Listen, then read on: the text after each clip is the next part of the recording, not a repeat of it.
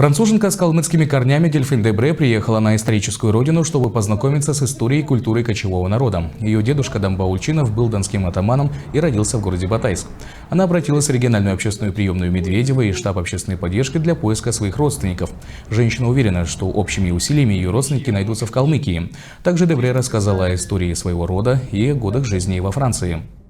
Ее родители были калмыки, но отец стал французом, родилась там во Франции. Это всегда была для нее мечта, чтобы попасть в Калмыкию. Она хотела свою душу очистить. Это такое освящение у нее было очень важное, чтобы вернуться на родину своих родителей, чтобы очистить свою душу. Дедушка был атаман казачий. Он ей рассказывал всякие вещи, когда она была маленькая. Они говорили про родителей, про лошадей. Он же был казак, значит, для него это была важная вещь. Она была совсем маленькая, когда он скончался. Чувствовала, что это были для него глубокие, что она чувствовала, что она привязана к Калмыкии.